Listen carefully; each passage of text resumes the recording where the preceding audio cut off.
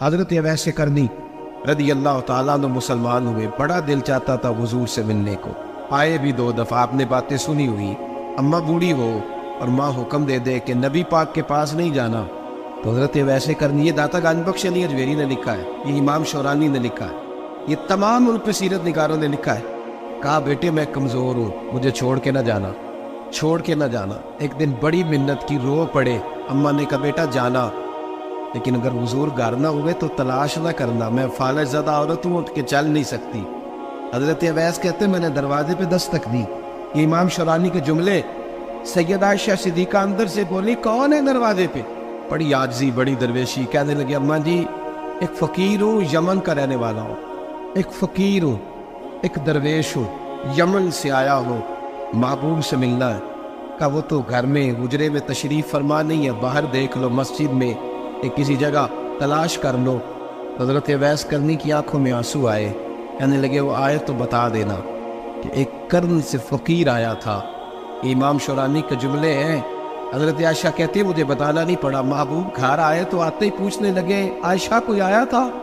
علم غیب رسول کے منکر اس حقیقت کو بھول جاتے ہیں، غیب مانا کہ راز ہے لیکن راز اپنوں سے کب چھپاتے ہیں۔ نبی کریم صلی اللہ علیہ وسلم کوئی آیا تھا؟ حضرت عائشہ نے سوال عرض کی یا رسول اللہ آپ کو کیسے لگا؟ حضور فرمانے لگے کسی کی خوشبو آ رہی ہے، کسی کی، یہ امام شورانی کے لفظ ہے، کسی کی، اگرچہ غالب خوشبو خود محبوب کی ہے، کسی کی خوشبو آ رہی ہے۔ کہ حضور کرم کرنے والا کو فقیر آیا تھا، سلام چھوڑ کے چلا گیا۔ جناب عائشہ کہتے حضور کی آنکھوں میں آنسو آئے۔ میں نے کہا حضور وہ گیا کیوں؟ تو محبوب نے فرمایا اس کی ماں بوڑھی ہے۔ محبوب اگر اماں کے لیے کہتے ہیں چل لیکن اب تابی بنے، وہ صحابی نہیں بن سکے، تو تبلیغ کرنے کیسے چلا جاتا ہے بیمار ماں کو چھوڑ کے؟ تو پیر صاحب کے ڈیرے پہ کیسے پہنچ گیا اماں کو چھوڑ؟ تجھے کس نے اجازت دی کہ ماں باپ بوڑھے تھے اور تو کہے جی میں وہاں جا رہا ہوں، میں نے چلے کرنے ہیں، وظیفے پڑھنے؟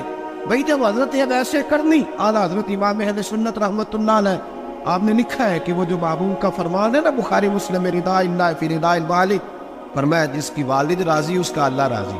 اعلیٰ حضرت فرماتے ہیں کچھ 100 ولی، ایک جگہ پہ فرماتے ہیں 1000 ولی ایک طرف بیٹھ کے کہہ دینا کہ یا اللہ اس بندے کو بخش دے، اور اکیلا والد کہہ دینا یا اللہ میرا نافرمان ہے، نا معاف کرنا، تو فرمایا اللہ اس 100 ولی کی نہیں مانتا، والد کی بات مانتا، اس لیے کہ حضور کا فرمان آ گیا باپ راضی ہوگا تو اللہ۔ تو میرے بھائی شریعت ایک حقیقت ہے، اس حقیقت کو سمجھ۔ حضرت اویس کرنی کی زندگی کا ایک پہلو یہ، دوسرا پہلو یہ جو ہے نا بڑی لمبی چوڑی داستانیں، اور بڑا ہمیں شوق ہے تصویروں کا، بڑا شوق ہے، آپ یقین کریں میری طرح کے بہت سارے لوگوں کے پوسٹر چھپتے ہیں، بڑی بڑی تصویریں لگی ہوئی ہیں چوکوں میں۔ استقبال سب سے اچھا وہ ہے جو قیامت کے دن ہوگا۔ اگر اس استقبال دیکھیں نا، یہاں ہم سے پہلے لوگوں کے بڑے استقبال ہوئے، پھر بعد میں کیا ہوا؟ چلے گئے وہ لوگ، مٹی دے مٹی رہ رہی، ایویں کا دی بلے بلے، اج مٹی دے اتے بندے آتے کل مٹی دے تھلے۔ حضرت اویس کرنی خیر التابعین ہے، تابعین میں سب سے پہلا نمبر ہے۔ آپ کی سب سے بڑی فضیلت یہ ہے کہ آپ نہ، یہ ہم نہ بتاتے بڑا ہیں، گزرتے گزرتے بتا دیتے ہیں کہ میں تہجد گزار بھی ہوں، گزرتے گزرتے بتا دیتے ہیں کہ مسجد کی جو ٹائلیں ہیں نا وہ میں نے لگوائے، بس کوئی بندہ مل جائے صحیح جس کو ہم کرامتے سنا سکیں۔ میرے جیسے مولوی صاحب بھی بتاتے ہیں، کہتے ہیں جب میرے جیسے اچھے لوگوں کی، وہی بتاتے ہیں جب میں مسجد میں آیا تھا تو 30 بچے تھے، اب پورے 80 ہے، وہی بتاتے ہیں 150 ہوتی تھی نمازیوں کی، اب بھائی چھوڑو، اگر بچے پڑھاؤ گے تو اللہ راضی ہوگا، کو بتانے کی بات ہے، کو ذکر کرنے کی بات، یہ اللہ رسول کا راز ہے، اس کا ذکر نہیں کیا جاتا۔ خواجہ اویس کرنی رضی اللہ تعالیٰ اپنے آپ کو چھپا کے رکھا ساری زندگی۔ اماں جب انتقال کر گئی نا خواجہ اویس کرنی کی، والد پہلے جا چکے تھے، والدہ انتقال کر گئی تو کسی ایک جگہ ٹھکانہ نہیں رکھا حضرت اویس کرنی۔ کیوں بلا؟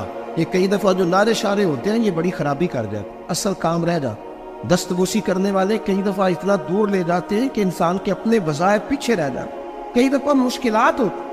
اس لیے صوفیاء میں ایک ملامتی گروہ ہے، ملامتی، داتا صاحب نے اس کو لکھا ہے اور اس کا تذکرہ قرآن نے کیا، یجاہدون فی سبیل اللہ ولا یخافون لومۃ لائم۔ فرمایا اللہ کے کچھ بندے ایسے ہیں جو اللہ کے راستے میں جہاد کرتے ہیں اور جب لوگ انہیں برا کہتے ہیں تو اس کی پرواہ نہیں کرتے۔ ملامتی گروہ جو کہتے ہیں کہ لوگ اگر تھوڑا سا ہم سے الرجی کریں گے تو ہو سکتا ہے، دیکھیں نا جب آپ کو کوئی برا کہتا ہے تو نفس دبتا ہے، کہتا ہے تو کچھ بھی نہیں، حضرت باجزید بستامی سلطان العارفین رحمۃ اللہ تعالیٰ علیہ فرماتے رمضان شریف کا مہینہ تھا تو میں گزر رہا تھا بستام کے بازار سے، لوگ دکانوں سے اٹھ کے مجھے ملنے آنے لگے، تو میرا نفس مجھے کہنے لگا باجزید اتنی شان تو آج بادشاہ کی بھی نہیں جتنی تیری ہے، میں کاروبار چھوڑ کے تو نہیں آتا۔ کہتے ہیں اسی لمحے وہ جو میری روحانی ترقی تھی وہ رک گئی، میں پریشان ہو گیا کہ میں نے لوگوں کی تعریفوں کو بڑا سمجھ لیا۔ کہتے ہیں کھجوریں تھی ریڑھی، پتہ رمضان میں کھجوریں بڑی بکتی ہیں، کہتے ہیں میں آگے بڑھا، لوگ سلامیں لے رہے تھے، ایک کھجور اٹھا کے نہ کھائی نہیں، اٹھا کے نہ منہ میں رکھ لی، صرف منہ میں۔ لوگ کہنے لگے دفع کرو، یہ بھی کوئی بندہ ہے جس نے روزہ ہی نہیں رکھا، پیر ہو کے۔ اتنے لوگوں نے ملامت کی تو میرا نفس کچلا گیا۔ جب کوئی آپ کو برا کہتا ہے نا، پھر جو سجدے میں رونے کا مزہ آتا ہے، وہ تعریف کے وقت سجدہ ہوتا ہے کبھی؟ اقبال کہنے لگے نہ بچا بچا کے تو رکھ اسے، تیرا آئینہ ہے وہ آئینہ، یہ شکستہ ہو تو عزیز تر ہے نگاہ آئینہ ساز میں۔ فرماتے میں کھل کے رویا اللہ کی بارگاہ میں، بندے سارے۔ بابا بلے شاہ صاحب فرماتے ایک دن میرا بھی دل کیا تھا کہ میں اعتکاف کروں پر قصور سے نکل جاؤں، کچھ پیر کہہ کے ہاتھ چومتے ہیں، کچھ سید کہہ کے۔ فرمانے لگے اٹھ بلیا چل اوتھے وسیے، اور جتھے وس دینی سارے انے، نہ کوئی ساڈی ذات پچھاڑے تے نہ کوئی سانو منے، چلو چلے وہاں جا کے بیٹھتے۔ حضرت اویس کرنی کا یہ کمال رہا، کمال رہا۔ اس طرح حضرت باجزید نے کھجور رکھ لی، لوگ برا کہنے لگے، چھوڑ کے چلے گئے۔ فرماتے جو مزہ اس دن سجدوں میں آیا نا، تھوڑا آگے جا کے میں نے کھجور باہر نکال دی، روزہ میں نے ٹوٹا۔ میرا خادم کہنے لگا حضور یہ کیا کیا؟ فرمانے لگے رب کے قریب ہونے کا ایک طریقہ اختیار کیا ہے، یہ بھی ایک طریقہ ہے اس کے قریب ہونے کا۔ صاحبو حضرت باجزید چھپے رہے۔ داتا صاحب نے لکھا ہے ایک اور تابعی تھے حضرت حرم بن حیان ان کا نام، وہ کہتے ہیں میرے دل میں تڑپ لگ گئی کہ حضرت اویس کرنی سے ملوں۔ میں یمن آیا ملنے، جب ان کی والدہ کا انتقال ہوا تو ایک جگہ رہتے نہیں تھے، کبھی یمن کبھی کوفے کبھی کہیں۔ حضرت حرم بن حیان کہتے ہیں میں حضرت اویس کرنی کو ڈھونڈتے کہتے میں نے مہینوں کا سفر کیا، تو ان کو ڈھونڈتے میں پہلے یمن گیا، لوگوں سے میں نے کہا ویس، کہنے لگے چھوڑو وہ تو دیوانہ ہے۔ داتا صاحب کہتے ہیں جب حضرت حرم بن حیان نے پوچھا نا ویس کرنی، تو کہا وہ تو دیوانہ ہے، مجنون ہے، پاگل ہے معاذ اللہ۔ وہ کیوں کیا تم نے دیکھ لیا؟ کہنے لگے جب دنیا روتی ہے تو وہ ہنستا ہے، اور جب لوگ ہنستے ہیں تو وہ روتا ہے، عجیب اس کا انداز ہے۔ روڑی سے جو لوگ چھلکے پھینک دیتے ہیں وہ کٹھے کرتا ہے، کہتے ہیں چھلکے اٹھا کے دھو کے کھا لیتا ہے، اور پھر لوگ جو کپڑا پہننے کے قابل نہیں رہتا لوگ اسے پھینک دیتے ہیں، وہ ٹاکیاں جمع کر کے ان کو سیتا رہتا ہے، ان کا لباس بناتا ہے۔ کوئی روٹی پکی پکائی دیتا ہے تو پسند نہیں کرتا، قبول نہیں کرتا، اس سے ملنے آئے ہو۔ تو حرم بن حیان کہنے لگے وہ بھی ذرا جدا سا ہے، تو میری بھی تلاش ذرا جدا سی ہے، میں بھی ذرا جدا سے آدمی کو ملنے آیا ہوں۔ کہنے لگے اس کا گھر بھی کوئی نہیں اپنا، کبھی یہاں ہوتا ہے تو کبھی ڈھونڈ لو تم بھی۔ حرم بن حیان کہتے ہیں میں نے ایک شخص کی منت کی، میں نے کہا بتا دے کہیں دیکھا ہے تو؟ کہنے لگا وہ کرن سے کوفے چلے گئے۔ کہتے میں کرن سے کوفے آیا، ایک بندے سے پھر پوچھا، لوگ کہنے لگے چھوڑ وہ ٹکتا نہیں تو نے مل کے کیا کرنا؟ کہتے میں نے پوچھا بتاؤ تو صحیح کہاں ہے؟ تو کہنے لگے وہ تم سنا ہے حج کرنے چلے گئے، ایام حج ہیں۔ کہتے میں حج پہ چلا گیا، ساری دنیا ملی پر اویس کرنی نہیں ملے۔ پوچھا بھئی کسی نے دیکھا ہے؟ تو ایک شخص کہنے لگا میں نے دیکھا ہے، پر جتنا میں اس کے پیچھے دوڑتا تھا وہ اتنا آگے دوڑتا تھا۔ کہاں گئے؟ کہ مدینہ شریف چلے گئے۔ کہتے میں مدینے آیا تو ملے وہاں بھی کوئی نہیں۔ میں نے کہا ویس اگر آپ کی بے نیازی سچی ہے، کسی سے ملنا نہیں چاہتے، تو میری بھی تڑپ بڑی سچی ہے، میں بھی مل کے چھوڑوں گا۔ کہتے ڈھونڈتے میں پہنچ گیا، پھر دوبارہ کوفے کے قریب نہر فرات جہاں امام علی مقام شہید ہوئے۔ کہتے جب میں پہنچ گیا تو وہ ساری علامتیں، داڑھی ان کی کہیں تھی، گھنی نہیں تھی، اور ان کے ہاتھوں پر بس کے نشان تھے، وجود پتلا سا، قد لمبا۔ کہتے وہ جو میں نے ساری نشانیاں سنی تھی وہ مجھے نظر آ گئی۔ وہ نہر فرات کے کنارے وضو کر رہے تھے، جب وہ وضو سے فارغ ہوئے تو چہرہ ابھی پانی کی طرف تھا۔ میں نے کہا السلام علیکم، سلام لی تو پتہ منہ نہیں میری طرف کیا، چہرہ ادھر ہی رکھا۔ کہنے لگے وعلیکم السلام یا حرم بن حیان، کن فیکون تے کل دی گل نے، یار تو نے نہیں پیچھا چھوڑا، پہنچ ہی گئے ہو۔ کہتے ہیں میں نے کہا حضور آپ بحث آپ کون ہے؟ آپ کون ہے؟ تو کہنے لگے میں وہی ہوں جسے تو کئی مہینوں سے تلاش کر رہا ہے۔ تو میں نے کہا حضور آپ میرا نام کیسے جانتے ہیں؟ یہ کشف المحجوب پڑھ رہا ہوں داتا صاحب، میرا نام کیسے جانتے؟ تو حضرت اویس کرنی کہنے لگے عارف تو روحی من روحی کا، میری روح آپ کی روح کی واقف ہے۔ امام غزالی سے کسی نے کہا تو حضور آپ مجھ سے کتنا پیار کرتے ہیں؟ فرمانے لگے اپنے دل سے پوچھ لے تو کتنا کرتا ہے، بس برابر ہے، پوچھ لے اپنے دل سے تو مجھ سے کتنا کرتا ہے، میں بھی اتنا ہی کرتا ہوں۔ حضرت اویس کرنی کی ملاقات ہوئی تو کہا حضور میں کہاں چلا اور آپ کہاں دوڑے؟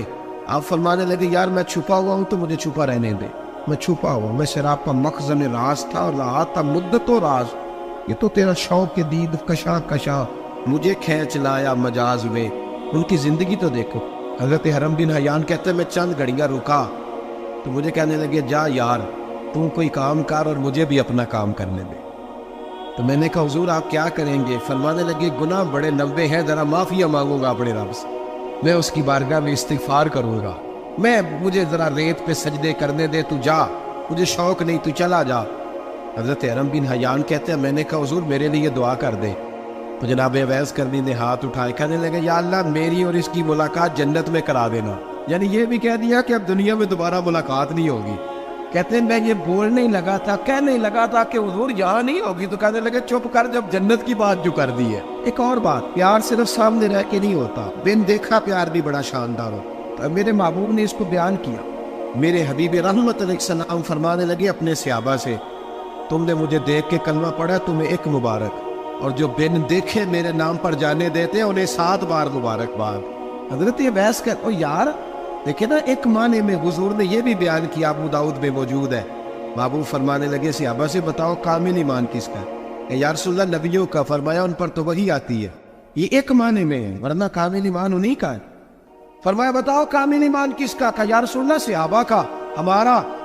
نبی پاک نے فرمایا تم نے تو درختوں کو سجدے کرتے دیکھا ہے، ڈوبے ہوئے سورج کو واپس آتے دیکھا ہے، چاند ٹوٹتے دیکھا ہے، کہا حضور پھر فرشتوں کا؟ فرمایا وہ تو اللہ کے عرش کے پاس رہتے ہیں۔ کہا یا رسول اللہ ہماری پھر بس ہو گئی، آپ بتا دیں کامل ایمان کس کا ہے؟ تو محبوب نے فرمایا کامل ایمان ان کا ہے جنہوں نے مجھے دیکھا نہیں ہوگا اور ان کی خواہش ہوگی اگر ایک دفعہ جلوہ نظر آئے تو وہ ہر چیز قربان کرنے کو تیار، ان کی یہ خواہش ہو۔ حضرت اویس کرنی نے ہمیں بتایا کہ جو بن دیکھا پیار ہے نا، بن دیکھا، جس نے دیکھا نہیں پر اس کی یاد میں تڑپتا، دیکھا نہیں پر اس کی مالا جپتا۔ حضرت ابو ذر غفاری نے پوچھا تھا، ترغیب و ترہیب میں حدیث ہے، یا رسول اللہ صلی اللہ علیہ وسلم کچھ لوگوں سے ہم محبت کرتے پر ہم ان سے ملے نہیں، ہمارے عمل بھی ان جیسے نہیں، حضور اس محبت کے عوض کچھ ملے گا؟ تو محبوب نے فرمایا اللہ محبت کرنے والوں کو جنت میں جمع فرما دے، لیکن کبھی کبھی نہ انہیں اعزاز دینا پڑتا ہے، یہ رب رسول کا اپنا ایک انداز کرم ہے، مجبوری نہیں کسی بات کی لیکن انداز کرم ہے۔ ان لوگوں کو شانیں دی جاتی ہے دنیا، تاکہ کوئی یہ نہ سمجھ لے کہ دنیا میں ان کا اعزاز کوئی نہیں، انہیں بڑے بڑے رتبے ملتے، انہیں نوازا جاتا ہے۔ حضرت اویس چھپے رہے، آئے نہیں، لیکن محبوب نے انہیں ظاہر کرنا پسند فرمایا۔ نبی پاک نے ظاہر کرنا، جیم جان دا کچھ وسا نہیں ہوں، جان یار نو دے تے شاد ہو جا، اس سے دل دے این فساد سارے، دل دلبر نو دے تے آزاد ہو جا، جو رکھے آباد تے رو وسدا تے جدو کرے برباد ہو جا۔ بلکہ میں کہا کرتا ہوں وزن نہ بھی بنے تو شعر یوں ہونا چاہیے، جے کر کرے برباد تے چپ کر کے برباد ہو جا، شور نہ کر، خاموشی سے ہو جا۔ حضور نے ظاہر کرنا پسند کیا تو خود نبی کریم علیہ السلام نے بلایا۔ نبی رحمت صلی اللہ تعالیٰ علیہ وسلم نے مولا علی شیر خدا اور حضرت عمر فاروق، بندے بھی حضور نے وہ چنے جو سرخیل ہیں دونوں، مولا علی فاروق اعظم امیر المومنین، دونوں کو بلایا اور بلا کے فرمایا یہ میرا جبہ لے جاؤ اور میرے بعد، میرے وصال کے بعد وہاں جانا، کرن میں تمہیں اویس ملے گا، اسے میرا جبہ دینا۔ اور دیکھو کیا خوبصورتی ہے لفظوں میں، یہ بات ان کی شان کو کہاں سے کہاں لے گئی۔ محبوب فرمانے لگے اسے کہنا میری امت کی بخشش کی دعا کرے۔ حضرت علی المرتضیٰ کا رتبہ بھی ان سے زیادہ ہے، جناب عمر کا رتبہ بھی، اس کا مطلب ہے بڑا بھی چھوٹے سے کبھی کبھی دعا کے لیے کہہ سکتا ہے کہ یار میرے لیے دعا کر دینا۔ نبی کریم علیہ السلام نے جبہ دیا، جبہ دے کے بھیجا۔ حضرت عمر گئے ملنے، جناب مولا علی گئے، جا کے پوچھا وہ کدھر ہے؟ کہا وہ دیوانے سے ہیں، گھومتے رہتے ہیں۔ جب ملاقات ہوئی تو حضرت اویس کرنی دوڑے آئے، جناب عمر کہنے لگے آپ کا نام اویس ہے؟ کہنے لگے ہاں عمر فاروق میرا نام اویس ہی ہے۔ پھر آگے بڑھ کے کہنے لگے علی آپ کی طبیعت مبارک کیسی ہے؟ پھر وہ جبہ وصول کیا، کہا محبوب نے کہا تھا امت کے لیے دعا کرنا، تو حضرت اویس نے فوراً سر سجدے میں رکھ دیا۔ اور داتا صاحب حدیث لائے ہیں، محبوب فرمانے لگے اللہ تعالیٰ بنو کلب کے قبیلے کی بکریوں کے بالوں کی تعداد کے مطابق اویس کرنی کی دعا کی برکت سے میری امت کو جنت میں داخل کرے۔ اتنا بڑا اعزاز، اتنا بڑا اعزاز۔ حضرت اویس کرنی رضی اللہ تعالیٰ انہوں نے دعا کی، پھر واپس لوٹے۔ یہ تو داتا صاحب کی بات ہے۔ اب اگلے جملے حضرت محدث بہاولپوری نے ایک ذکر اویس نام کی کتاب لکھی ہے، حضرت علامہ فیض احمد صاحب اویسی رحمۃ اللہ علیہ۔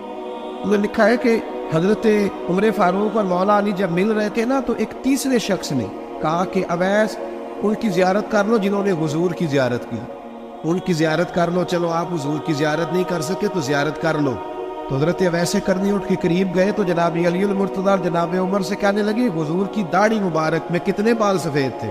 تو یہ نہیں فرمایا مولا علی اور جناب عمر نے کہ ہمیں پتہ نہیں۔ کہنے لگے اویس آج آپ ہی بتائیں گے کتنے سفید۔ اویس کرنی کہنے لگے محبوب کی داڑھی مبارک میں 17 بال سفید تھے، 17 بال سفید تھے، یہ ان کی زیارت کہاں ہے؟ حضرت اویس کرنی نے ہمیں بتایا کہ دور رہ کے اطاعت صحیح کرنا، تمہارا ذکر دربار رسول پہ بھی ہوگا اور دربار خداوندی پہ بھی ہوگا۔ دوسرا یہ جو بہت زیادہ شوق ہے آگے آگے بڑھنے کا ہر آدمی کو، میں اکثر یہ رونا روتا ہوں، میں کہتا ہوں پہلے کوئی کسی بزرگ سے ملتا تھا تو دعا کراتا تھا، اب ملتے ہیں تو کہتے ہیں حضرت ذرا میرے ساتھ فوٹو تو کھنچوا لیں۔ پہلے لوگ دعا کراتے، ہاں دعا کی التجا کرتے، کہتے تھے مہربانی کر، اتنا ہی کہہ دے کہ اللہ تیری دنیا اور آخرت بہتر کر دے، اور فوٹو کھینچتے۔ یہ بہت زیادہ ہمارا جو رویہ اس طرح کا ہے، یہ حضرت اویس کرنی کی سیرت بتاتی ہے کہ یہ الجھاؤ ہے، الجھو نہ، سلجھ کے وقت گزارو۔ اور تیسری بات ان کی حیات مبارکہ سے ہمیں یہ ملتی ہے، اللہ کے ساتھ جو لوگ جڑ جاتے ہیں انہیں ویسے ہی دنیا کی ضرورت نہیں رہتی، ان کی توجہ ہی اور جانب ہو جاتی ہے۔ خواجہ نظام الدین صاحب کے پاس آ کے آپ کے مرید نے عرض کی حضور لوگ بڑا تنگ کرتے ہیں، بڑا ہی پریشان ہوں میں، کوئی نسخہ بتائیں، دل بڑا پریشان ہے۔ تو حضرت محبوب الہی فرمانے لگے نسخہ ایک ہی ہے، انشاءاللہ پریشانی سے شفا ہو جائے گی۔ اس نے کہا کون سا؟ فرمانے لگے محبت کرنی شروع کر دے۔ وہ بھی چپ کر گیا تھا، جس طرح آپ نہیں سارے کر گئے کہ بندہ ناراض رشتہ داروں سے محبت کرے، جو دوست تنگ کرے ان سے محبت کرے، کام ہی بڑا مشکل ہے۔ کہا پیار کرنا شروع کر دے۔ اس نے بھی وہی بات کی جو ہمارے ذہنوں میں ابھرتی ہے، جناب کو سختی بڑی کوشش کی ہے، ٹھیک ہی نہیں ہوتے، یہ بھی ظلم، یہ بھی زیادتی، یہ بھی جفا، یہ بھی تکلیف، وہ تو بڑا کچھ کرتے ہیں، حضور میں محبت کرتا ہوں پھر بھی مسئلہ حل نہیں ہوتا۔ تو خواجہ نظام الدین صاحب مسکرا پڑے، فرمانے لگے پتر نسخہ یہی ہے علاج کے لیے، ہاں اگر فرق نہ پڑا نا تو چند خوراکیں بڑھا دینا، محبت تھوڑی سی، نسخہ ایک ہی ہے۔ ایک بندہ آپ کے ساتھ بڑا تلخ ہے، آپ بھی تلخ ہو جائیں تو نہیں اس کو تکلیف نہیں ہوگی، ہمیں بھی ہوگی۔ جب ہڈیاں ابلتی ہے نا تو اس کے اپنے کندھے بھی تو جلتے ہیں نا۔ تلخ ہونے سے کوئی سامنے والا تلخی دکھائے تو محبت چھوڑ دینے سے انسان کا اپنا لہجہ بگڑتا ہے، سامنے والے کا کچھ بھی نہیں آتا۔ اگر ہم لوگوں کی تلخیوں کے باوجود محبت والے رہیں گے تو نتیجہ یہ نکلے گا کہ اگر ایک بندہ سامنے محبت والا ہوگا نا تو سامنے والا بھی سوچنے پہ مجبور ہو جائے گا کہ یار حد ہو گئی ہے۔ میں دوستوں سے کہا کرتا ہوں جواب دے کے بندہ کسی کو لاجواب نہیں کر سکتا، چپ رہ کے لاجواب بھی کر سکتا ہے۔ کسی نے آپ کے خلاف ایک بات کی، آپ کو 3 کرنی پڑیں گی، آپ 3 کریں گے پھر وہ 6 کر دے گا، پھر آپ کو 12 کرنی پڑیں گی، تو یہ تو معاملہ ختم ہی نہیں ہوگا۔ ایک کی آپ چپ کر دیں، اس نے دوسری کی آپ چپ کر دیں، اس نے تیسری کی، 5 6 کے بعد پتا وہ کیا کہے گا تو میں نے پاگل سمجھنا ہے، میں بولی جانا تو جواب ہی نہیں دیتا۔ اس کا مطلب ہے چپ رہ کے تو بندہ پاگل بھی کر سکتا ہے۔ اتنا لاج او جتن جتن تہار کوئی کھیڈے کتے ہارن بھی کھیڈ فقیرہ، یہ تو سارے کرتے ہیں کام، میں نے جیتنا ہے تو فائدہ کیا ہوا، کوئی انوکھا کام بھی تو کرنا۔ جتن جتن تہار کوئی کھیڈے وہ تو ہارن کھیڈ فقیرہ، جتن دا ملکوڈی پیندا ہی ہارن دا مل ہیرا۔ کبھی بندہ کہے نا یار میں نے سامنے والے کا کات اونچا کرنا ہے، میں نے ہار جانا۔ زندگی پیار والی بنائے۔ نبی پاک علیہ السلام تشریف لے جا رہے تھے، حضرت انس بن مالک کہتے ہیں میں ساتھ تھا، صحیح بخاری میں حدیث ہے، حضور نے سرخ دھاری دار چادر اپنے مقدس کندھے پہ رکھی ہوئی، پیچھے سے ایک شخص نے میرے نبی پاک کی مقدس چادر کو پکڑ کے کھینچا، یہاں نہ مقدس گردن پہ نشان پڑ گیا۔ حضور نے یوں پلٹ کر اس بندے کی طرف دیکھا تو پتہ کیا کہتا ہے؟ کہتا ہے میں غریب آدمی ہوں، کچھ مانگنے آیا تھا۔ لو یہ صحیح بخاری ہے، یہ ہمارے نبی کا طریقہ ہے۔ یہاں تو کوئی دروازہ زور سے کھٹکھٹا دے اسے خیرات نہیں ملتی، دھکے ملتے ہیں۔ کہتا ہے تو قرضہ لینے آیا ہے، دروازہ توڑنا ہے؟ یہاں تو سگے باپ کی سختی برداشت نہیں، والدہ نے اگر کوئی بات دبا کے کرتی تو کہتے میں پابندیاں قبول نہیں کرتا۔ اس نے چادر پکڑ کے کھینچی، مقدس گردن پہ نشان پڑ گیا، اور کہتا کیا ہے؟ کہتا ہے غریب ہو، کچھ مانگنے آیا ہوں۔ حضرت انس بن مالک کہتے ہیں لوگوں میں نے منظر اپنی آنکھوں سے دیکھا، جب اس نے کہا نا میں مانگنے آیا ہوں تو میرے قریب رسول نے مسکرانا شروع کر دیا۔ یہ کمال ہے، یہ کر کے دیکھو۔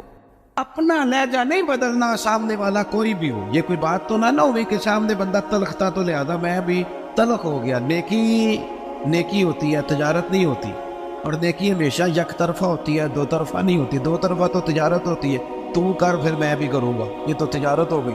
نیکی تو یہ ہے کہ تو کر نہ کر، میں مدینے والے کا غلام ہوں، میں ضرور کروں گا، مجھے میرے نبی کا حکم ہے، میں نیکیوں کو تجارت نہ بنائے، ورنہ تو انتظار کرو گے کہ سامنے والا کرے تو میں کروں۔ حضور مسکرائے اور قربان جاؤں، وہ تو آیا تھا نا مانگنے کہ دو چار چیزیں مل جائیں تو بات بن جائے گی۔ اللہ کے رسول صلی اللہ تعالیٰ علیہ وسلم فرمانے لگے دو پہاڑیوں کے بیچ جتنی بکریاں کھڑی ہیں ساری اس فقیر کو دے دو۔ اپنے انداز میں تھوڑی محبت لائیں، اپنے لہجے میں تھوڑا سا نا پیار لائیں۔ ہم پیار کرتے ہیں پر جہاں مطلب ہوتا ہے، گاہکوں سے پیار بالکل ٹھیک ہے، جن سے لین دین کے معاملات ہیں ان سے ناراض ہو گئے آپ لوگ، غلط بات کر دی ہے۔ اللہ آپ کو سلامت رکھے، میں صحیح کہہ رہا ہوں۔ جہاں کوئی مطلب ہے وہاں معاملہ بالکل ٹھیک ہے۔ اور یار یہ پیار نہیں، یہ پیار کا دکھلاوا ہے، اس طرح تھک جاؤ گے۔ اگر لہجہ ہی پیار والا ہو جائے نا، انداز ہی پیار والا ہو جائے تو پھر زندگی ذرا حسین ہو جاتی ہے۔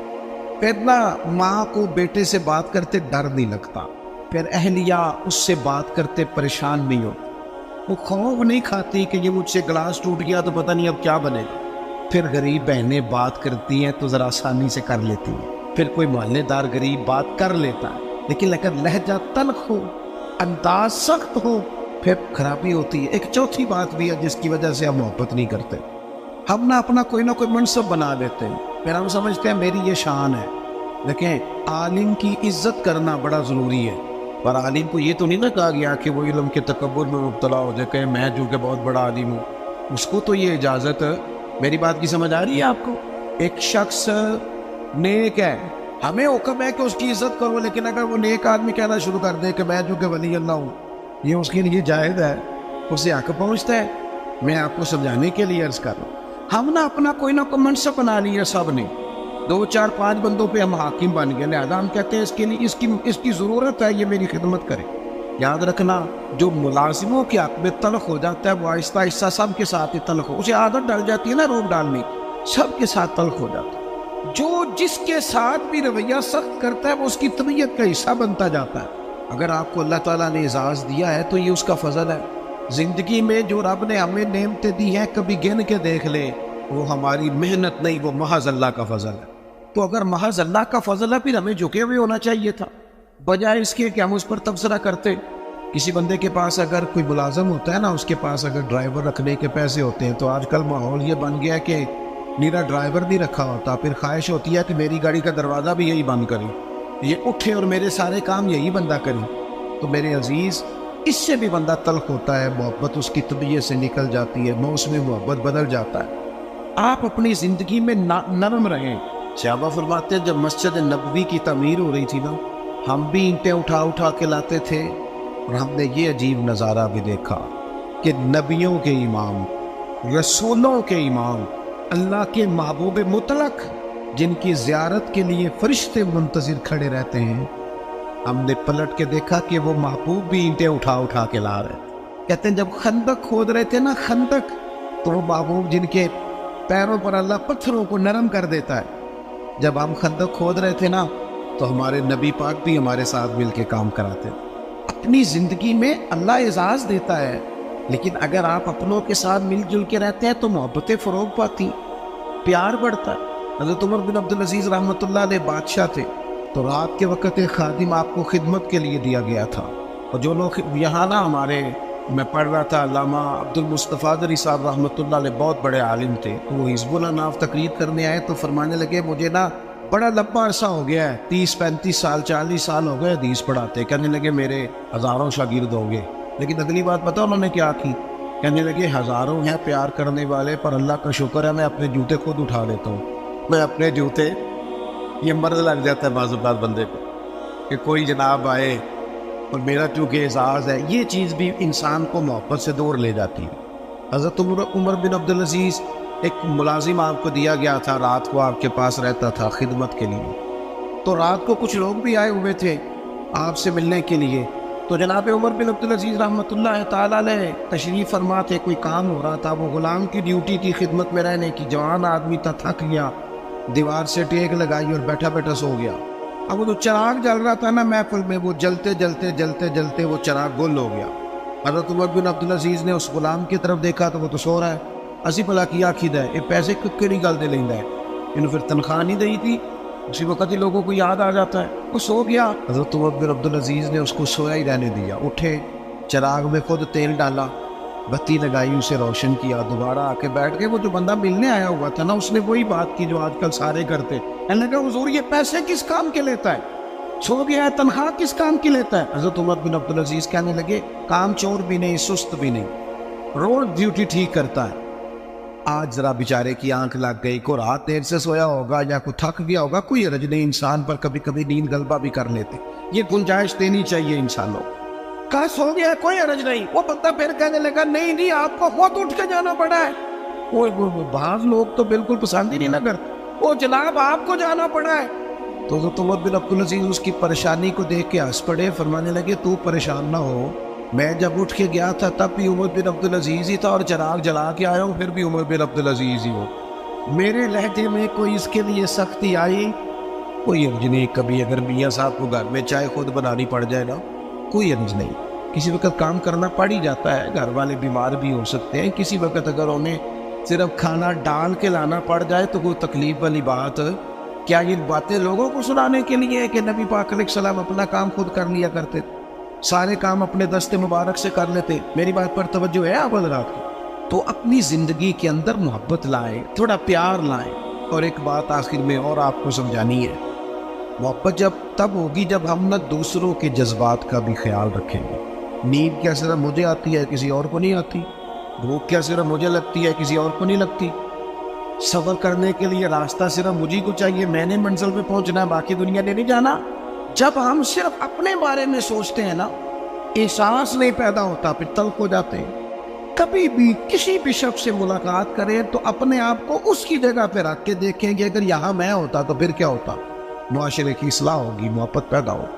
آپ گئے ہیں کسی جگہ, ہر بندے کو جلدی ہوتی ہے, ہر بندے کو میں نے بعض دفاتر میں دیکھا ہے, کام کرنے والا کام کر رہا ہے لیکن باری باری ہے نا, لیکن ڈھیر سارا پروٹوکول ہے, سفارشی ٹیلی فون ہے, کوئی ادھر سے آ جاتا ہے, کوئی ادھر سے آ جاتا ہے. ایک شخص ہے وہ کیا کرے گا؟ اگر ہمارا تھوڑا سا احساس والا مزاج ہو نا, دوسرے ہم نا احساس سے بالکل آ رہی ہے, ہمیں اپنا کام چاہیے اور فوراً چاہیے اور فٹافٹ چاہیے.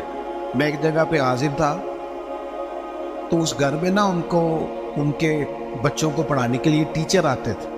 تو اپنے بیٹے سے پوچھنے لگے, میرے وہ دوست کہنے لگے ابھی آئے نہیں ٹیچر کا؟ نہیں. کہنے لگے پوچھتا ہوں ان سے ٹیوشن کس بات کی لیتے ہیں. یہ آج میں تیسرا دن نوٹ کر رہا ہوں کہ 15 منٹ 20 منٹ آدھا گھنٹہ لیٹ آتے. میں نے اپنے اس دوست سے گزارش کی, میں نے کہا یہ جو تو بات کر رہا ہے یہ کہ ٹیچر کے منصب کے مطابق نہیں. وہ آدمی جو صبح اسکول جاتا ہے پھر وہ دوپہر میں کہیں پڑھاتا ہے, آپ نے مجھے بتایا یہ چوتھی پانچویں جگہ آپ کے ہاں آتا ہے. آپ کبھی سوچ سکتے ہیں کہ وہ لیٹ بھی ہو سکتا ہے, اس کی گاڑی بھی خراب ہو سکتی ہے, لیکن ساری زندگی صرف اپنے بارے میں سوچ سوچ کے بندہ سخت ہو جاتا ہے.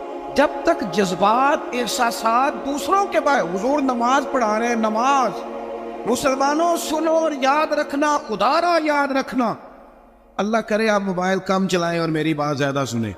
نبی پاک علیہ السلام نماز پڑھا رہے ہیں, حضور فرماتے ہیں میرا دل کرتا ہے لمبی نماز پڑھاؤ, لیکن پھر پیچھے سے کسی بچے کے رونے کی آواز آتی ہے.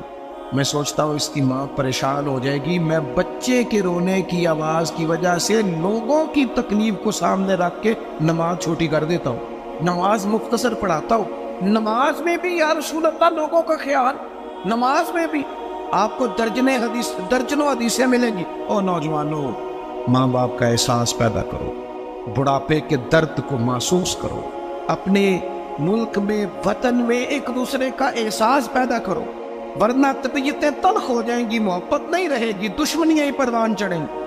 آپ کو درجنوں حدیثیں ملیں گی۔ حضور فرماتے ہیں میرا دل کرتا ہے اپنی امت پر تہجد کی نماز ضروری قرار دے دو، لیکن فرمایا تمہیں تکلیف ہوگی لہٰذا میں یہ کام نہیں کرتا۔ حضور فرماتے ہیں میرا دل کرتا تھا ہر وضو کے ساتھ مسواک ضروری قرار دیں، پر تمہیں تکلیف ہوگی لہٰذا میں یہ کام، ہمیں بھی تو کوئی احساس کر لینا چاہیے۔ ہمیں بھی ایک صحابی نے نماز لمبی پڑھائی تھی، لوگوں نے آ کے بتایا تو حضور ناراض ہو گئے، فرمایا تو گیلے جتنی مرضی لمبی پڑھ، لوگوں کو بیزار کرتا ہے، پریشان کرتا ہے، خبردار لمبی نماز پڑھائی۔ احساس پیدا کریں۔ جب طبیعت میں صرف انسان اپنی بات ہی کرتا ہے نا، اپنا ہی احساس کرتا ہے، پھر وہ سخت ہو جاتا ہے، پھر اس کے اندر محبت نہیں رہتی، خود غرض ہو جاتا ہے۔ خدا مجھے ایسی خدائی نہ دے کہ اپنے سوا کچھ دکھائی نہ دے۔ میں نے دیکھا ہے گاہک کی کوشش ہوتی ہے دکاندار کو لوٹنے کی، تو کیا خیال ہے پھر دکاندار کی کوشش نہیں ہوتی گاہک کو لوٹنے؟ اس کا نتیجہ کیا ہے؟ اگر دونوں لوٹنے والے کھڑے ہیں تو کیا کوئی کہہ سکتا ہے کہ ایک ملک کے ہیں، ایک مذہب کے ہیں، ایک نظریے کے ہیں، ایک علاقے کے ہیں؟ اس طرح قومیں پنپتی ہیں۔ ہر آدمی کا مزاج ہو کہ میں نے کسی نہ کسی طریقے سے، وہ کوئی بندہ اس لیے پہ تو دنیا میں آئے نا کہ میں نے نفع لینا نہیں، نفع دینا ہے۔ وہ ایک بزرگ تھے نا دلی میں، تو وہ کوئی کھانے پینے کی سمجھے ناشتہ بیچا کرتے، تو اکثر لوگ آتے تو انہیں کھوٹا سکہ دے جاتے۔ وہ باپا جی نہ کھوٹا سکہ، کھوٹے سکے کا پتہ ہے کہ نہیں؟ وہ ایسے ایسے کر دیں یا ایسے ایسے کر دیں، کچھ تو کرے نا۔ کھوٹے سکے کا پتہ ہے؟ وہ گھس جاتی تھی، یہ پرانے لوگوں جنہوں نے سکے دیکھے نا، اوپر سے گھس جاتا تھا سارے نمبر شمبر، تو کھوٹا سکہ وہ چلتا نہیں تھا۔ آپ بھی بزرگ کہہ رہے ہیں وہ آپ بھی پوری طرح پھٹ جائے نا، بیچ میں سے نکل جائے تو کھوٹا ہی ہو جاتا ہے۔ چلو اسی کو آپ مثال سمجھ لیں۔ کھوٹا سکہ لوگ جاتے بابا جی کو دیتے، بابا جی نہ وہ غور کر کے دیکھتے تو پھر چیز دے دیتے۔ وہ آہستہ آہستہ بچوں میں بات مشہور ہوگی کہ بابے کو پتہ نہیں چلتا، لہذا کھوٹا سکہ جس نے بھی چلانا ہو بابے کے پاس چلے جاؤ۔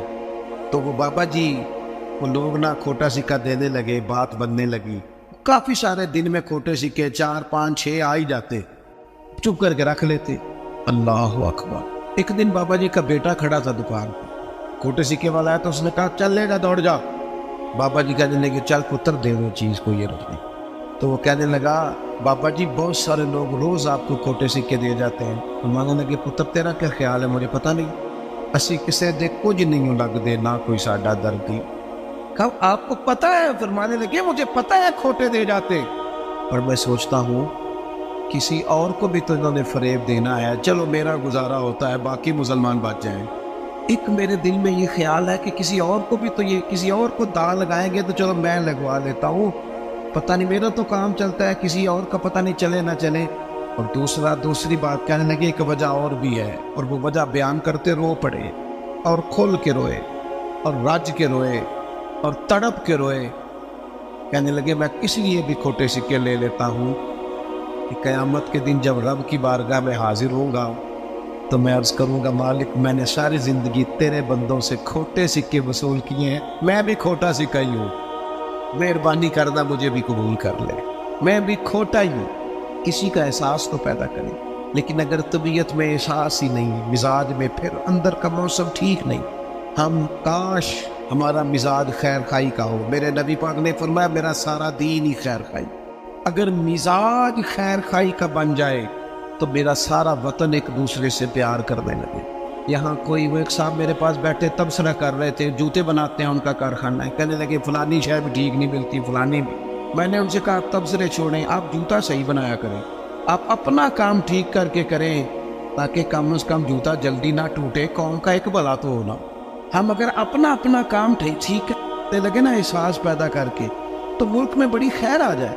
لیکن ہم تب احساس پیدا کریں۔ حدیث پاک سناتا ہوں، آپ خوش ہو جائیں گے، پھر انشاءاللہ دعا کرتے ہیں۔ سیدہ طیبہ طاہرہ حضرت عائشہ صدیقہ رضی اللہ تعالیٰ عنہ فرماتی ہیں، یہ ذرا احساس والی بات سننا۔ کہتے ہیں ایک دن حضور علیہ السلام نے مجھ سے فرمایا عائشہ جب تم مجھ سے راضی ہوتی ہو پھر بھی مجھے پتہ چل جاتا ہے، اور جب کسی بات میں ناراض ہوتی ہو پھر بھی پتہ چل جاتا ہے۔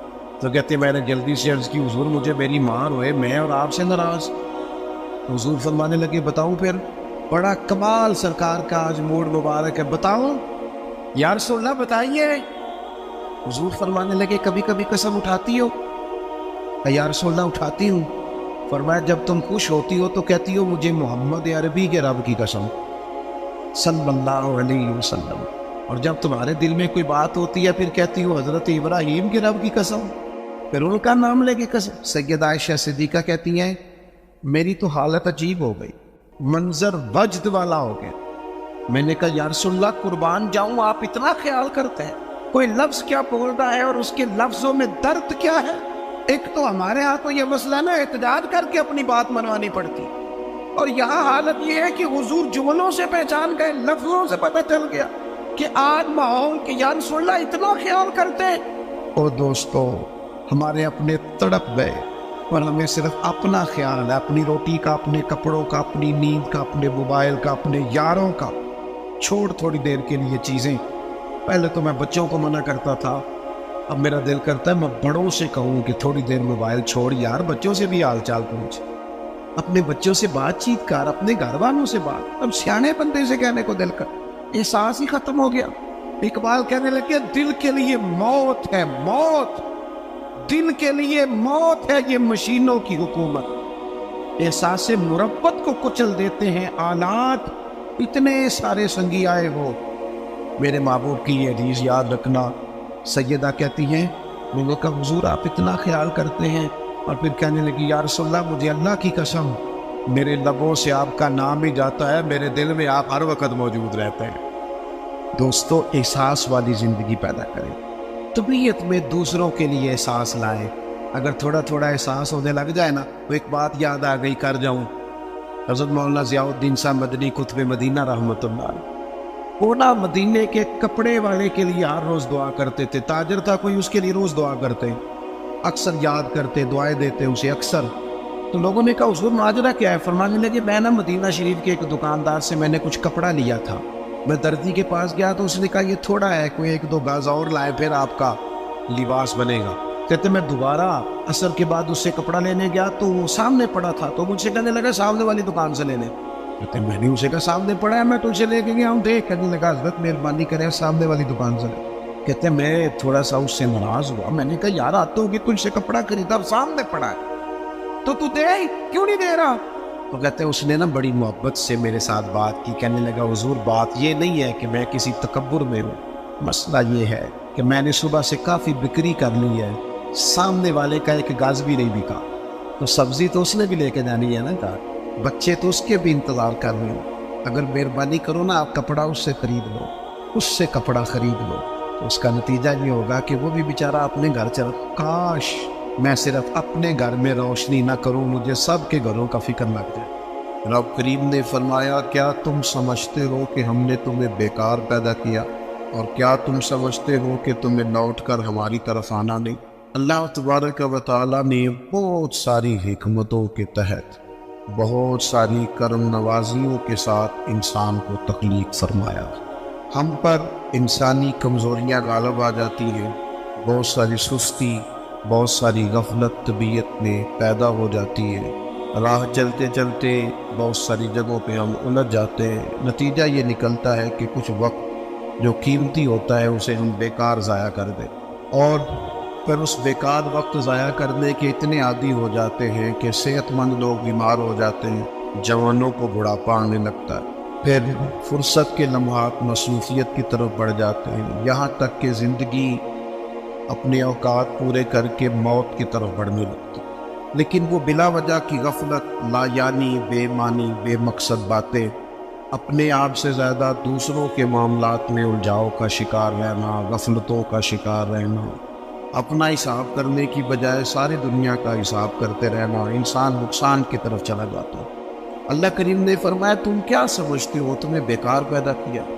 اپنے آپ کو بلا وجہ کمزور کر لینا، بلا وجہ کہہ لینا میں تو ایک ناکام آدمی ہوں، میں تو آگے بڑھ ہی نہیں سکتا، میں تو ایک گاؤں کا رہنے والا ہوں، میں تو وہ کوئی میرے وسائل نہیں ہیں، میں کچھ بھی نہیں، بلا وجہ اپنے آپ کو کمزور کر لینا، سمجھ لینا کہ شاید وہ کسی نے کہا تھا کہ میں کسی شخص سے بیزار نہیں ہو سکتا کیونکہ ایک ذرہ بھی تو بیکار نہیں ہے۔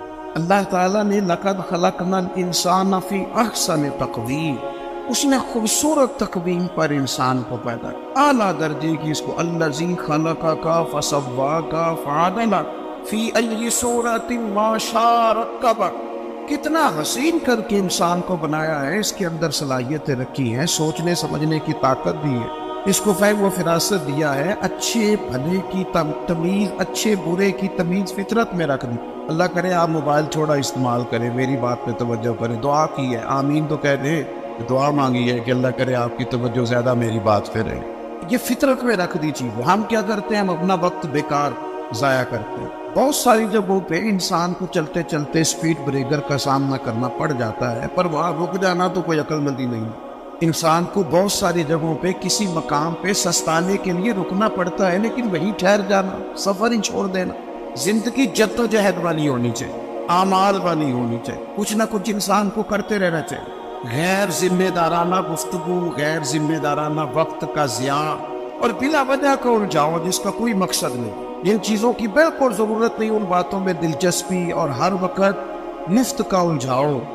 نبی پاک علیہ السلام سے جب پوچھا گیا نا خوبصورت مسلمان کون ہوتا، تو نمازی بھی بڑا خوبصورت ہوتا ہے۔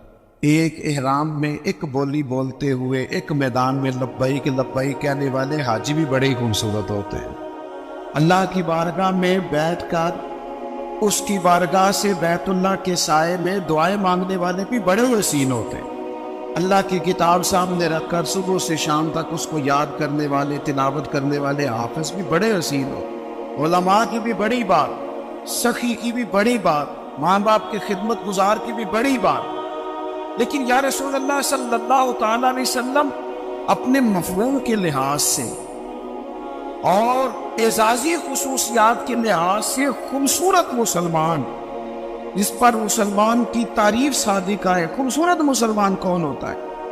نبی پاک علیہ السلام نے فرمایا جو بے مقصد اور فضول باتوں کو چھوڑ دے وہ خوبصورت مسلمان ہوتا ہے۔ لغویات سے بچے، فضولیات سے بچے، بے معنی وقت نہ ضائع کریں، اپنے معاملات میں ایک جملہ بھی کبھی اضافی نہ بولیں، فائدہ کوئی نہیں۔ آپ مختصر جامع زندگی گزاریں، آپ اپنے آپ کو قیمتی سمجھیں، اپنے وجود کو قیمتی سمجھیں۔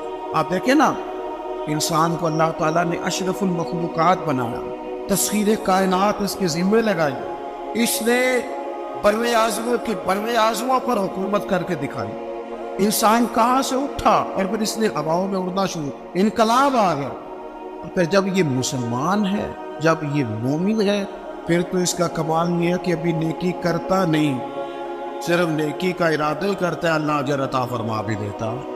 لیکن جو صبح سے شام تک نیکی کا ارادہ بھی نہ کرے، جو پروگرام ہی نہ بنائے، جو اچھا گمان بھی قائم نہ کر سکے، جس کے تصورات باوضو ہی نہ ہو، جو اپنے خیالات کے اندر خوش عقیدگی نہ لا سکے، اس نے کیا کیا؟ اپنے معاملات پر توجہ دی جائے اور اپنے وقت کو ضائع کرنے سے بچایا جائے، امور خیر میں جدوجہد کی جائے، کوشش کی جائے، اپنے آپ سے کوئی کام لیا جائے۔ دیکھیں، ہم چاہے نہ چاہیں، ہم تیار ہوں یا نہ ہوں، ہماری عمر روز بروز بڑھتی ہے، ہمارے کام رہ گئے تو رہ گئے، لیکن دن، سال، مہینے روز گھٹتے ہیں۔ ہم چاہیں نہ چاہیں، لیکن وقت ریت کی طرح ہمارے ہاتھوں سے گزر جاتا ہے۔ اچھے بھلے تندرست لوگ ہوتے ہیں، پھر وہ ہلکی ہلکی دردیں جسم میں شروع ہوتی ہیں، کمزوریاں آنے لگتی ہیں۔ جو کام ہم گھنٹوں بیٹھ کے، میں خود کبھی توفیق ہوتی تھی تو کئی صفحوں کی کتاب ہے، بیٹھے ہیں تو وہ دل کیا کہ ایک نشست میں پڑھ دیں گے۔ اب یہ ہے کہ کچھ تھکن محسوس ہوتی، اب یہ ہے کہ کچھ کیفیات اور طرح کی ہوتی ہیں۔ وقت کے ساتھ ساتھ انسان کی قوا اعضاء اس طرح کے تھوڑی رہتے، اس کو چاہیے کہ جب اس کو صحت ملی ہوئی ہے، تندرستی ملی ہوئی ہے، عافیت ملی ہوئی ہے، فرصت ملی ہوئی ہے، تھوڑے وقت میں زیادہ کام کرے۔ ہمارے ہاں ڈھیر سارا طبقہ ہے جو اپنے آپ سے کام ہی نہیں لیتا، اپنے آپ اقبال کہنے لگے عجب نہیں کہ خدا تک تیری رسائی ہو۔ ایک یہ انوکھا نیت بندہ تک پہنچ جائے، رب اپنے بندوں کو اپنی معرفت عطا کرتا ہے، وہ دیتا ہے وہ رستہ، کہنے لگے عجب نہیں کہ خدا تک تیری رسائی ہو، پر تیری نظر سے تو پوشیدہ ہے آدمی کا مقام، تو بندے تک نہیں پہنچ سکا۔ تو جو کہا من عرف نفسہ فقد عرف ربہ، تو پہلے اپنے آپ کو تو پہچان لا، اپنے آپ سے کوئی کام تو لے۔ اچھا میں دیکھتا ہوں ایسے چھوٹی چھوٹی دنیا بنا کے نا، چھوٹی چھوٹی سیاست میں سارا وقت ضائع، یعنی اپنی تعریفیں لوگ کرتے رہتے، شکر ہے اللہ کا جی اتنی دیر ہو گئی فلانا کام کر رہا ہوں، شکر ہے جی میں نے یہ بھی کر دیا، بڑا کہو بھائی تو رہنے دینا، یہ کسی اور کو کہنے دے، تو کام کر، تو جدوجہد کر، تو ہمت کر، تو آگے بڑھ، تو سال نہ گنوا تیرے گزر گئے، یہ زمانہ بعد میں گنتا رہے گا، یہ لوگ بعد میں حساب کرتے رہیں گے کہ اعلیٰ حضرت بریلوی نے 1000 کتاب لکھی، عمر کتنی تھی، پڑھنے میں کتنا وقت گزرا، لوگوں نے نکال لیا کہ ہر روز 3 گھنٹے تو ان کے لکھنے کے بنتے ہیں، اور بعد میں دنیا نکالے گی کس نے کتنا کام کیا۔ تو ڈیوٹی کر، تو کام کر، جدوجہد کر۔ ہم میں سے جو لوگ بھی ناکام ہو جاتے ہیں نا، وہ کہتے ہیں کہ میں فلانے کی وجہ سے ناکام ہو گیا، فلانا بندہ اگر میرا ساتھ دے دیتا، فلاں اگر سپورٹ کرتا۔ یہ دنیا کا سب سے بڑا جرم ہے کہ انسان اپنی کوتاہیاں دوسروں کے گلے ڈالے، سب سے بڑی ناکامی یہ ہے۔ ہم سستیاں کرتے ہیں، غفلتیں کرتے ہیں، بوجھ دوسروں پہ ڈال دیتے ہیں۔ دنیا میں جہاں بھی ہم ناکام ہوتے ہیں نا، رب تو کسی کو ناکام کرتا ہی نہیں، ہم اپنی کمزوریوں کی وجہ سے، احساس ذمہ داری نہیں، پڑھنے والا پڑھتا نہیں وقت پہ، پڑھانے والا وقت پہ پڑھاتا نہیں، ڈیوٹی کرنے والے ڈیوٹی نہیں وقت پہ کرتے، ہم ناکام ہو جاتے، وہ دوسروں پہ ڈال دیتے ہیں۔ اپنی زندگی میں جہاں بھی کمزوری رہ گئی ہے، جہاں بھی کہیں ہم سے غفلت ہو گئی ہے، اس کو دیکھیں، غور کریں، کس مقام پر ہم سے کوتاہی ہوئی ہے، کہاں ہم بھول گئے، کہاں معاملہ ایسا تھا جو گڑبڑ ہو۔ میں صبح ادارے کے ایک استاد صاحب سے عرض کر رہا تھا، میں کہہ رہا جن لوگوں نے قربانی کر دی ہے نا اور جانور لانے ہیں، انہوں نے آج بارش نہیں دیکھی، جہاں آج منڈیاں تھیں نا وہاں فل رش ہے۔ 1 مہینہ پہلے وہ صبح اٹھے وقت پہ چلے گئے، لیکن یہ سستی ہے نا طالب علم کی، وہ کہتے ہیں آج بارش ہے لہذا میں نے نہیں جانا۔ اللہ ماشاءاللہ کچھ استاد کہتے ہیں آج میں نے اسکول نہیں جانا، ادارے نہیں جانا، آج بارش ہے۔ وہ دیکھے مزدوری کرنے والے نے صبح کوئی انکار کیا کہ میں نے منڈی نہیں جانا، سبزی منڈی جانے والا منڈی گیا ہے، جو مال والی منڈی جانے والا تھا وہ بھی وہاں پہ۔ آپ اپنے کام سے جان نہیں چھڑائیں۔ حضرت عثمان غنی رضی اللہ تعالیٰ عنہ فرماتے بڑی کڑاکے کی گرمی تھی اور دھوپ بڑی شدت والی تھی، اور جتنے مدینہ منورہ میں لوگ تھے وہ اندر سے دروازے بند کر کے نا کواڑ سب آرام فرماتے۔ دوپہر میں ماحول بن جاتا ہے، ویسے بھی دوپہر کو کچھ دیر آرام کرنا نبی پاک علیہ السلام کا طریقہ ہے مبارکہ بھی، تو لوگ آرام کر رہے تھے۔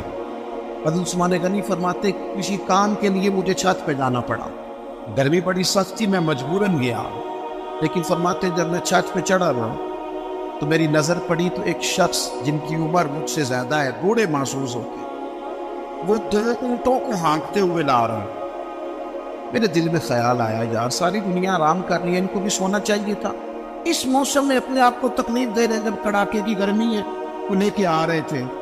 تو حضرت عثمان غنی فرماتے میں نے کہا جن کو نصیحت ضرور کرنی ہے، سمجھانا ضرور ہے، جب عصر کے بعد جانا ہوں چرانے، جب ساری دنیا چراتی ہے، اس وقت کیا حاجت تھی؟ آپ فرماتے جیسے ہی میں چھت سے اترا اور دروازے کے راستے باہر آیا کہ میں ان کو سمجھاتا ہوں، جب تک وہ شخصیت بھی قریب آ گئی تھی، آپ فرماتے جب میں نے ان کا چہرہ دیکھا تو میرا وجود کانپنے لگا، راشا طاری ہو گیا، اور نہ چاہتے ہوئے بھی میری آنکھوں میں آنسو آ گئے۔ یہ کوئی معمولی آدمی تو نہیں، یہ تو امیر المومنین سیدنا فاروق اعظم، حضرت عمر جیسا آدمی، اور کڑاکے کی دوپہر، یا کتنے نازک مزاج ہو گئے ہیں لوگ۔ اقبال کہتے ہیں لہو مجھ کو رلاتی ہے جوانوں کی تن آسانی، میں خون کے نہیں لہو کے آنسو روتا ہوں جب میں جوانوں کو دیکھتا ہوں آرام کر رہے ہیں، چوک میں بیٹھے سکون کر رہے ہیں، سوئے ہوئے، سویرے ان کی آنکھ ہی نہیں کھلی۔ وہ قوم ترقی کرے گی جن کے جوان سو رہے، بوڑھے کام کر رہے، جن کے جوان کا جسم درد کر رہے اور بوڑھے تراوی میں کھڑے، وہ قوم آگے بڑھے گی۔ فرمانے لگے حضرت عثمان کہ میں نے دیکھا حضرت عمر کو تو میں کانپ گیا، میں نے جھاگ سے آگے بڑھ کے ان کا دست مبارک تھاما، میں نے کہا حضور اس گرمی میں مہربانی کریں آرام کریں۔ تو فرمانے لگے یہ مال غنیمت کے 2 اونٹ بھاگ گئے تھے، میں لینے گیا تھا۔ حضرت عثمان غنی رضی اللہ تعالیٰ عنہ عرض گزار ہوئے، اگرچہ وہ بڑا پیار کرنے والے تھے، لیکن حضرت عمر رضی اللہ تعالیٰ عنہ کو دیکھ کے عرض کرنے لگے حضور کسی غلام کو حکم فرما دیتے یہ کام کر دیتا. سیدنا فاروق اعظم تھپکی دے کے کہنے لگے عثمان اللہ تجھے میری طرف سے جزا عطا کرے. غلام بھی آرام کر رہے تھے جیسے سارے کر رہے تھے، اور فرمایا ویسے بھی یہ مسلمانوں کا مال ہے، ذمہ داری غلام کی تو نہیں، ڈیوٹی تو میری ہے. یہاں ہمارے حکمران کہتے ہو مجھے تو پتہ نہیں، میں نے تو سویرے اٹھ کے دیکھا ہے، تو خبروں میں مجھے نہ ادھر ادھر کی تو بات کر، یہ بتا کہ قافلہ کیوں لٹا، نہ ادھر ادھر کی تو بات کر، یہ بتا یہ قافلہ کیوں لٹا. مجھے رہزنوں سے غرض نہیں، تیری راہبری کا سوال. تو کہتا چور آ گئے تھے تو یہ بتا تو کس چیز کی پہرے داری کر رہا تھا. تو میرے عزیز اپنی زندگی میں اپنی ذمہ داریوں کا احساس، اپنی ڈیوٹی وقت پر. میں کئی دفعہ سوچتا ہوں کہ اس آدمی کی عمر 35 سال سے زیادہ ہوگی اور ابھی تک فجر کے وقت نہیں اٹھا، اس نے کب نمازی بننا؟ اور جو 40 سال کی عمر تک نمازی نہیں خانی بن سکا اس نے تہجد کب پڑھنی؟ یہاں تو ہمارے معاشرے میں تو 60 سے 70 سال ایوریج ہو گئی عمر کی، تو جس کی 35-40 سال ہو گئی وہ تو زیادہ گزار بیٹھا ہے. وہ اپنی زبان پر پیرا کس دن لگائے گا جس کو آج تک بولنے میں خیال آتا ہو مجھے کہنا نہیں چاہیے تھا میرے منہ سے نکل گیا. اپنی زبان پر، اپنی آنکھوں پر، اپنے لفظوں پر جو آدمی کنٹرول نہیں کر سکا وہ کس دن جا کے ٹھیک ہوگا؟ روایتی باتیں، روایتی گفتگو دوسروں پہ ڈال دو، کوئی بہانہ کر دو، کوئی احساس کمزوری کر دو، نہ ہو سکا تو مظلوم بن جائے گی کہ غریب آدمی ہے. یہ بھی کمزور قومیں کرتی ہیں، یہ بھی کمزور قومیں کرتی ہیں جو اپنے آپ کو مظلوم بنا کے دکھاتے ہیں. مسلمان اس کا مزاج ہوتا ہے، وہ مظلوم نہیں ہوتا، وہ تو ظالموں کا ہاتھ پکڑنے والا ہوتا، تو میدان میں رہنے والا ہوتا. اپنے آپ سے، اپنے وجود سے کام لیا. آپ اپنے بزرگوں کو دیکھیں، تھوڑے وقت میں زیادہ کام کرنے والے لوگ، اور اتنا کام کرنا. یہ بھی بات کر رہے تھے شیخ، گفتگو کر رہے تھے حضرت غوث پاک رضی اللہ تعالیٰ. آپ کبھی اپنے بزرگوں کو دیکھیں نا، کہ جو آج پیروں نے ماحول بنایا نا، پیر صاحب بیٹھے اندر 6 تسبیح اور 20 تقیے اور وہ تویز لکھ رہے ہیں اور وہ ہاتھ بھی اٹھاتے ہیں تو لگتا ہے بیچارہ بڑی تکلیف میں، اللہ ماشاء اللہ دعا مانگنے میں اسے پریشانی ہو رہی. کیا مذاق بنایا. صوفی تو زندہ اور جاوید ہوتا ہے، وہ تو تازہ دم ہوتا ہے، پلٹنا جھپٹنا، جھپٹ کر پلٹنا، لہو ایک گرم رکھنے کا ایک بہانہ. تو طاقتور ہوتا ہے، اس کے مزاج میں تو گرمی ہوتی. اقبال کہتے ہیں کہ حاضر ہوا میں شیخ مجدد کی لحد پر، وہ لحد کے ہیں زیر زمین مطلع انوار، وہ ہند میں سرمایہ ملت کا نگہباں. اللہ نے کیا جس کو بر وقت خبردار، جدوجہد، مزاج، بھاگنا، دوڑنا. اور ایک جگہ پہ اقبال کہنے لگے ہے وہی تیرے زمانے کا امام برحق جو تجھے حاضر و موجود سے بیزار کرے اور موت کی شکل میں دکھلا کے تجھے جلوہ یار زندگی تیرے لیے اور بھی دشوار کر. درویش تو وہ ہے جو تیرا جینا مشکل کر دو کہ کب مرو گا اور کب جا کے مدینے والے کی زیارت نصیب ہو. اور تو یہ ہے کہ سستی، کاہلی، ٹھہر جائیں گی قبلہ آرام میں، چھوڑے ان چیزوں. جدوجہد. حضور غوث پاک رضی اللہ تعالیٰ عنہ فجر کی نماز کے بعد فقہ کا درس دیتے تھے اور صبح 9 بجے 10 بجے اپنے ادارے میں چلے جاتے. اور جب اسباق پڑھتے تھے نا، ہمارے مدارس میں سبق تقسیم ہوتے، صرف کون پڑھائے گا، نحو کون پڑھائے گا، منطق کون پڑھائے گا، فقہ کون پڑھائے گا، اصول کون پڑھائے گا، تفسیر کون پڑھائے گا، سبق تقسیم ہوتے. تو ناظم تعلیمات کہنے لگے جو لائق بچے ہیں وہ سارے تم رکھ کرو اور نالائق سارے مجھے دے دو. کسی کو نالائقوں کا بھی تو سرپرست بننا ہے، تو مجھے دے دو، نالائقوں کو پڑھاؤ. پھر زور تک کلاس ہوتی، زور کے بعد تفسیر کا درس ہوتا، عصر کے بعد حدیث کا درس ہوتا، اور پھر رات کو 70 ہزار کا مجمع تقریر سننے آتا. اور تقریر یہ نہیں تھی کہ بس ٹھیک ہے کہہ دی بات، فرمائشی خطبہ. 70,000 لوگ خطاب سننے آتے تو 300 علماء ہوتے ان میں جن کے ہاتھوں میں کاغذ قلم ہوتا. غوث اعظم ارشاد فرماتے تو تحریر ہوتا کہ یہ نقطہ تو کبھی سنا ہی نہیں. اتنی محنت سارا دن کی، پھر اپنے بال بچے کو وقت دیا، اور پھر حال یہ ہوتا کہ دنیا سو جاتی اور بغداد کے مرشد مصنع بچھا لے، اور پھر ساری رات اپنے رب کے حضور والذین یبیتون لربہم سجدا وقیاما. ساری رات رب کے حضور حاضری ہوتی، ساون کی کالی راتوں میں جب بوندا باندی ہوتی ہے، وہ راتوں کو اٹھ اٹھ روتے ہیں جب خلقت ساری سوتی ہے۔ اور میاں صاحب کہنے لگے رات پوے تے بے دردانو نیند پیاری آوے تے درد مندانو یاد سجن دی ستیاں بھی آن جگاوے۔ اپنی اوقات دیکھے کتنا مصروف وقت بنا دے، اوقات مصروف، اپنی زندگی میں چیزوں کو طے کرے اور کچھ کر جائیں، اپنی لائف سے کوئی نہ کوئی اپنے وجود سے، زندگی سے کوئی کام لے، اسے کسی کام لگائیں، خدمت میں گزار دے، خدمت میں۔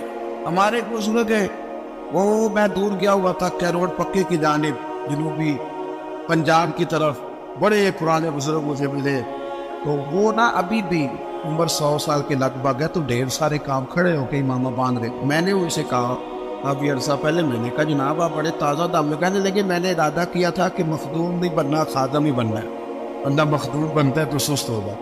وہ کہنے لگے پہلے خدمت کی ماں باپ کی، استادوں کی، پھر کی بہن بھائیوں کی، بچوں کی شروع کر دی، پھر اللہ نے موقع دیا تو پوتوں کی خدمت شروع کر، کو پڑھانا ہے، بیانا ہے، کام لگانا، ساری زندگی یہ ارادہ نہیں کیا کہ لو جی میں ان فارغ ہوں۔